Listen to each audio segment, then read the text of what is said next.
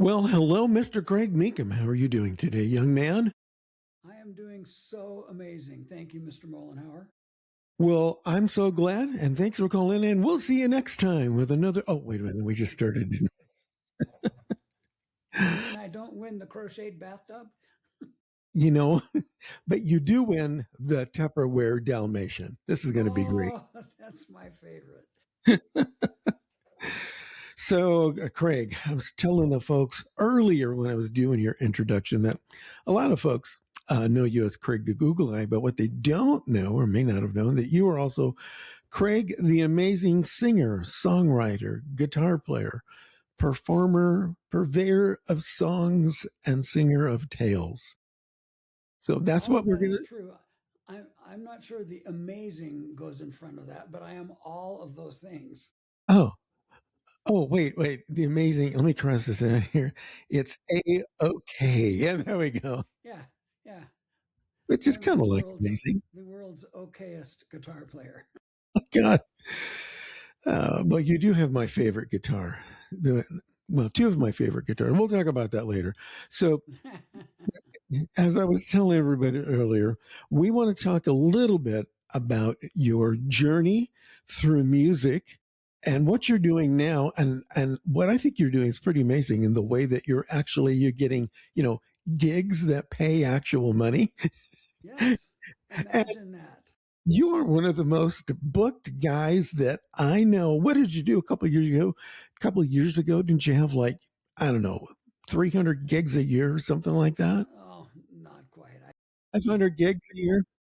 In my peak year, I had 76. Wow, that's good. Well, that's like, Yeah, that's not bad for an old man. yeah, that's really good. Well, figure $1,000 a gig, you can rake in some good bucks there. Yeah, I wish. I So wish. we want you to kind of share your knowledge and how as a local musician you're actually doing this and becoming extremely successful in it, and also we want to know more about your original songs. I understand that you've got a new album coming out or some new songs coming out. Yes, I have a new album coming out in June, and I have two new songs that were just released and can be found on iTunes even as we speak, Wow. and Spotify and Pandora and all those other streaming services. That'll take a few more days, but it should be available Is this it under your name? How do they find you if they want to Yeah, listen? if they just search for Craig Mecham, Mecham, they will find me and they'll be able to see all of my tunage on there. Well, that might need an R rating if they're going to look at your tunage, but that's okay.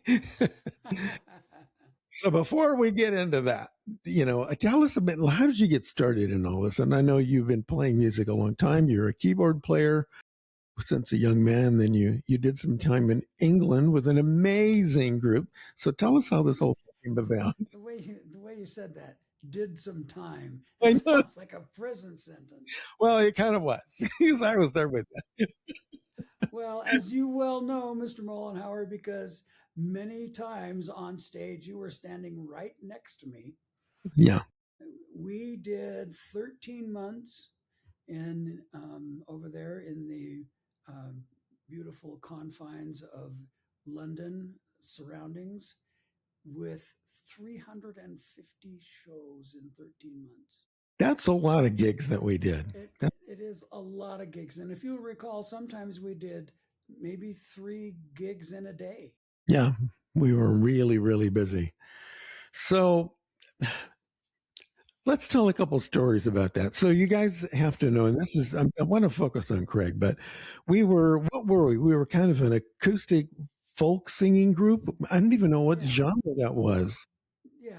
I guess it would be folk is the because we had two. We had a 12 string and a 6 string acoustic guitars, and then I played bass for a little while, and then you played bass for a little while. Yeah. So we were called the Family Album, and which we did two albums as the Family Album Yeah, at we did.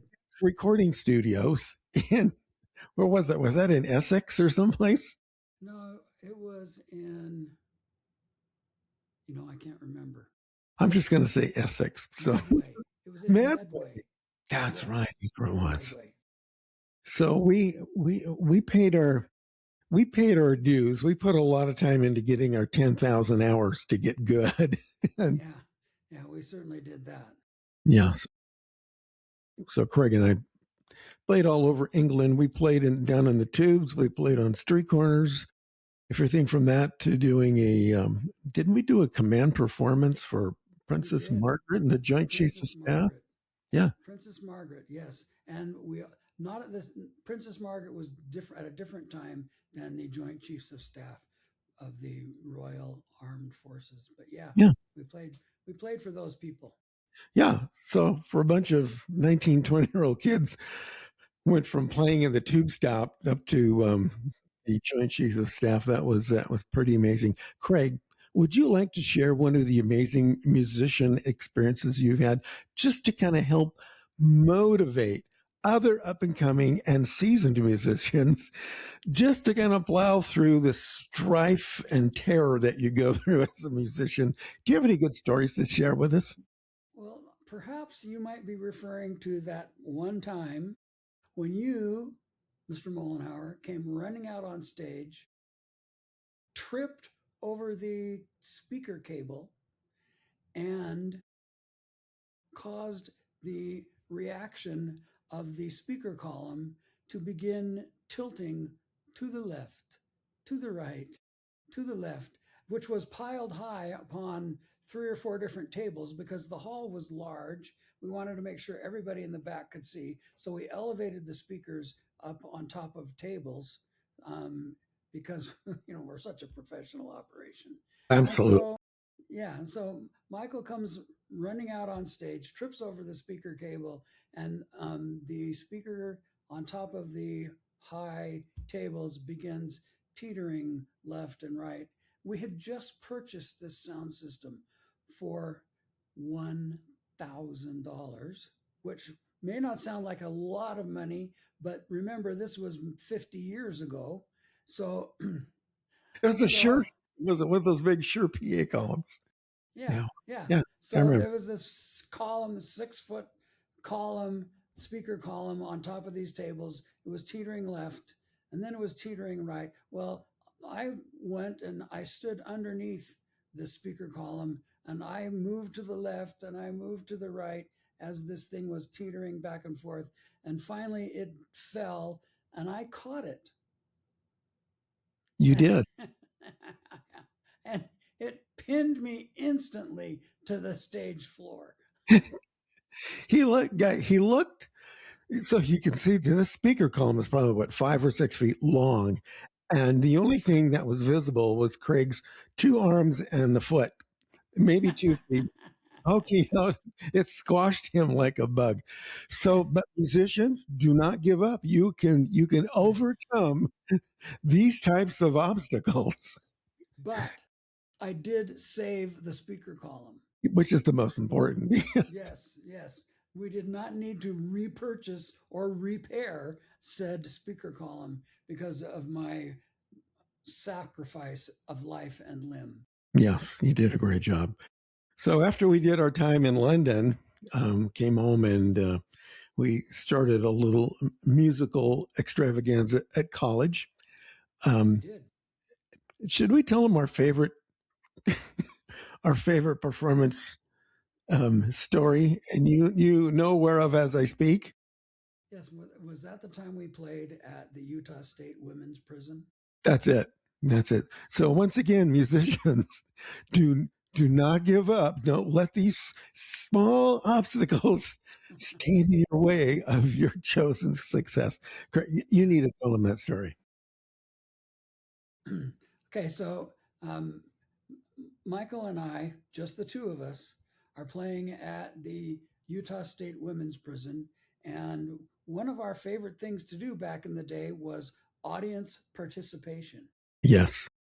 And so we thought, okay, well, we'll divide the room up into groups and we'll sing like a round and it will be really fun and everybody will harmonize with each other. And so Michael is directing this because that's what Michael does. And he said, Okay, now this part of the room. Okay, now this half of the room. Okay, now just the murderers. And the performance was thereupon um, ended. But some of the murderers did sing. They were glad to be included. We're an all inclusive musical show. We didn't get invited back. Out. They did. And I still get fan letters to this day from someone in Cell Block D47. So, Craig, we went through all of that. And Craig, has spent a lot of years, being a normal guy and starting a business and working in business, supporting his family. But all this time, he's still been performing, um, writing songs and stuff like that. So tell us, Craig, what motivated you to kind of break the mold and go out on your own, just start writing your own tunes, and what success have you achieved? Um, well, that's a very interesting story because we lived in beautiful Spokane, Washington for 30 years while we had our business and raised our family. And I did quite a bit of singing and performing in Spokane, but then we moved to beautiful Logan, Utah. Um, and for some reason, I just kind of felt like that move gave me permission to just start my musical journey yet again. The kids were all raised and gone. I was still running the business, but I had some time now where I could focus on that, and I felt like the universe just gave me permission to start again. And so that's what I did, and I started writing songs. And I my very first one um, was called "Driving Through Montana," and I Yes, recorded it at a local studio here, and I released it into the universe through my distributor, TuneCore, and it received 66,000 plays on small market radio through the year 2019 in the summer and fall of 2019. that's really good. And of Yeah. course, you got $10 for each one of those plays. Yeah. Yeah. Exactly. You know exactly how it works. Oh yeah, that's how it works. That guys. So if you're going to do this, and we would recommend that you do release your songs, and Craig's going to give you some further light and knowledge on how to do that. But bear in mind, your compensation for those types of clicks and plays is less than nominal. What is it, like 0.003 cents per download or Yeah, something? so it varies. Spotify pays sometimes a tenth of a cent, 15th of a cent. For me personally, tunes, Apple Music pays more like a third of a cent, which is much better than Spotify. Pandora about the same, but all of these streaming services pay you fractions of pennies. And so what has happened with musicians is that you have to make your money from personal appearances, from live shows. That's how you make your money. So go into a little bit of information on how to do that. How do you get your songs submitted and set up on Spotify and Pandora? How do you do that? If somebody's listening now, they want to know what's the first steps they need to take. Well, you go through a distribution service, and there are several of them. The one that I particularly like is called TuneCore. There's DistroKid, there's CD Baby, and there's several other distribution services. And so you upload your song, you create an account, you upload your song to those distribution services, and then they send out your song to all of the streaming platforms. So your song can get on Spotify, and it can get on Pandora and iTunes and um, uh, Dweezer, and all these um, streaming platforms. Your music can be on those platforms, and when those tracks are streamed, then you get paid those massive amounts of fractional pennies. Are you required to also be a member of like ASCAP and BMI? No, you are not required to do that, but it is important that you do. And I am, for example, I'm a member of ASCAP, so I register all of my songs with ASCAP as well as putting them into distribution. And that's pretty simple to do, isn't it? You just go visit their Yes, website, sign up. yeah, yeah, it's very easy. It doesn't cost you anything.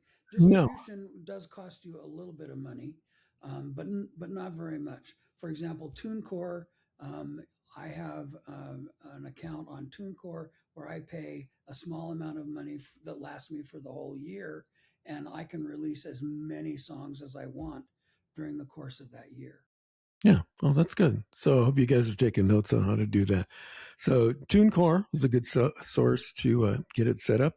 And don't be afraid to join ASCAP or BMI, get all those things out there, and be ready to cash your sumptuous amounts of cash as it just comes rolling in. That's I right. know.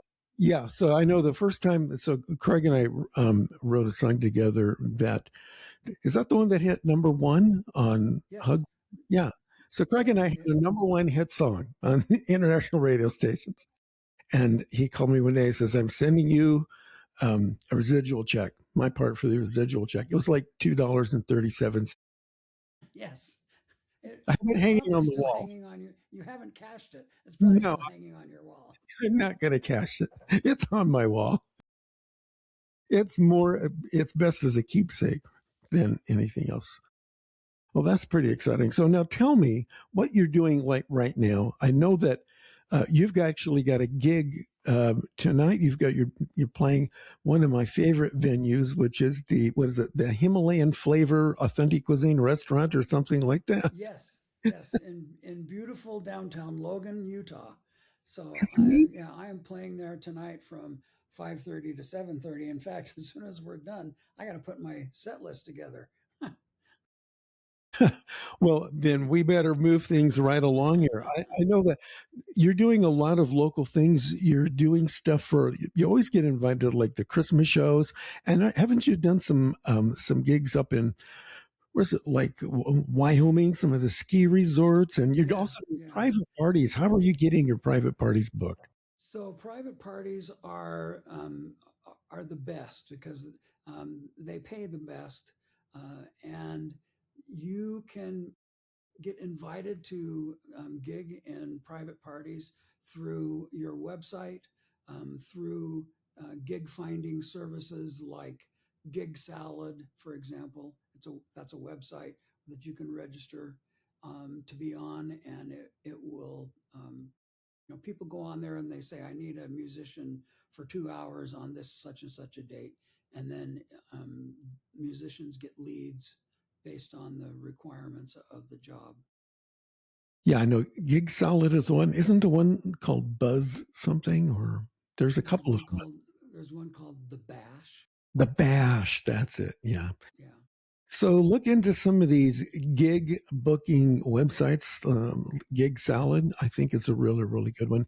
And yeah, don't they take a little bit of a cut of your gig, like a they little do. commission? Yeah, they do. They take a little bit, but um, it's not. It's really not much. No, It's and it's a good it, deal. yeah, and it's better than only getting a point one third of a cent. So Exactly, I exactly. think that's really good. I know you've done them all over the place, in state and out of state. Yeah, And aren't you one of the regular featured musicians at some of the community events for Christmas? And yeah. didn't you do something for like one of the Martin Luther King days or something like Yeah, that? yeah. In fact, I did uh, I performed with my choir got together for Martin Luther King Day last year, and I formed this choir, and we performed for the Martin Luther King Day commemoration, and it was very, very moving.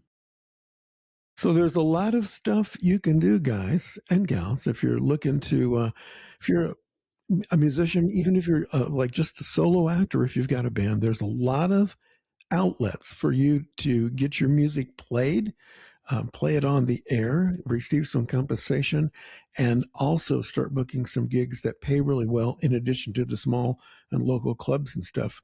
make sure you check out things like Gig Salad to get some of these big private parties and things like that. And most of the Right. time, if you travel, they'll pay your expenses and stuff, won't they? That's right. Yeah. Or you just charge more, and and tell people, because I have to travel this far, this is going to cost X amount of dollars more than normal. So tell me about your gig that you got coming up tonight.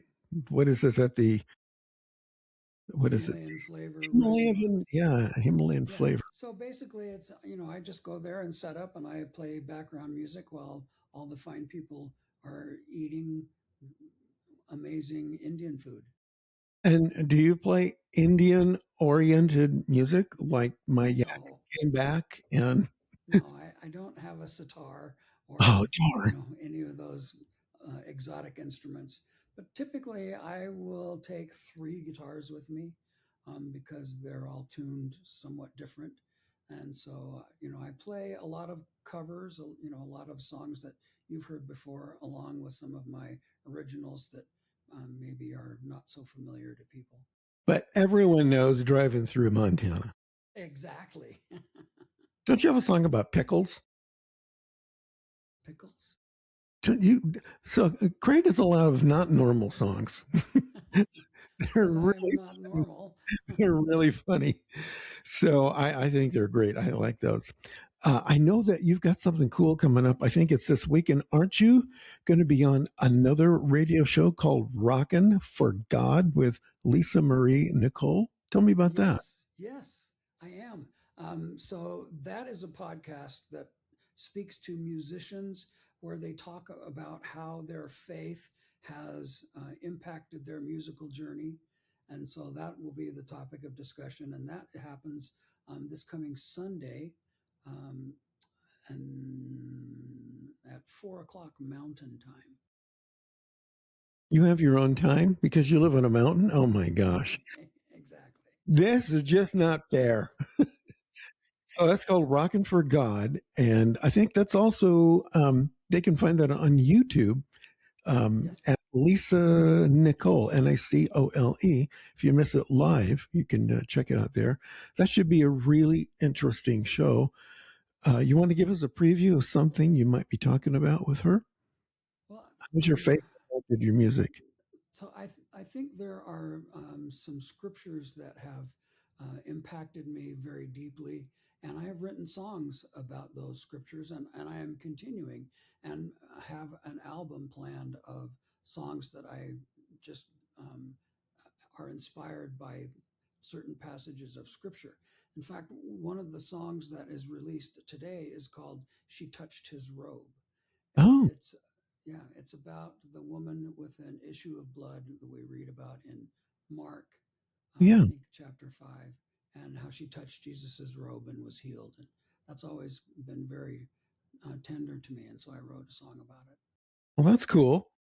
Now, I know that you have been in the studio recently and you were recording. Well, one of the side musicians you have was Emily Ashcroft, the drummer. Tell me about Yes, that. yes. Oh, she is a delightful young lady and a very accomplished percussionist.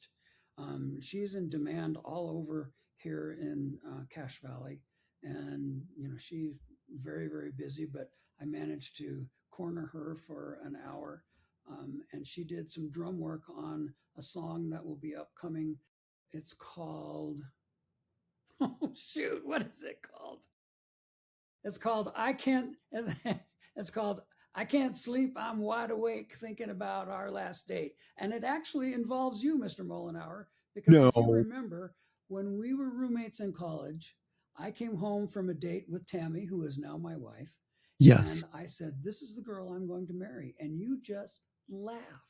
And you said, "That'll never happen. She's too cute. You're too skinny, you're too short."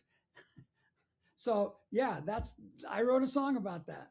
Well, I'm glad to know that I am now embedded in a piece of Mecham musical history. That makes me proud. You are immortalized. Wow. Your teasing of me has been immortalized in this song. That's exciting. In a couple of minutes we have remaining here, I know that you also play with a bluegrass band called Yes. don't tell me, wait, the Bear River Ramblers. Yes, that is true. These are some of the most wonderful musicians here in this part of the state. And we have the 2024 flat picking champion. We have the 2024 banjo picking champion. You know, that's a couple of years old now, but still, Yeah, these guys have done nothing but improve. And so we play lots of really fun bluegrass and country and folk music. So. that's amazing. So that's another way to keep your music alive and to make some extra bucks is maybe find a band to join, like what you did with the Bear River Ramblers. I've got my I've got my band Flipside that I'm with, plus I'm doing my solo stuff. But that's another good way, guys, to help make some money to make it easy for people to give you money is to find a band that fits your musical style and you feel comfortable with, and just jump in there and turn on the gas and hang on tight and let her rip. Let's There you go. go. I There you think go. that's really pretty amazing. So, Craig, we got a couple of minutes left here. Do you have any final exciting words of advice to up and coming musicians and maybe some seasoned musicians that are struggling, having a hard time finding some gigs and making some money? Yes, I do. And probably the number one thing is don't give up. Yeah, don't give up. Keep doing it. Yeah. So, for example, when the speaker fell on you, you could have given up, but you did I not. could have I could have taken the impression that that speaker left upon me and used it to discourage me. Yeah, I like that. Well, not that the speaker fell on you, but the don't give up and to continue to learn and study and grow and just practice every single day and listen to other people, style and techniques. And then don't be afraid to make some flyers of yourself and get out there and hustle. Go That's knock right. on some doors. Put Yeah. up a Facebook page, Yeah. Instagram, whatever it takes, and get you on TuneCore and start using all of that stuff as a marketing tool to promote yourself. Exactly. I still do Exactly. that. I'll still go out and I'll knock on doors with my flyer and say, "Hey, you got any gigs coming up?" Sometimes they Yeah, say there you go. so. You gotta do it. It's called shameless self promotion. Yeah. SSP.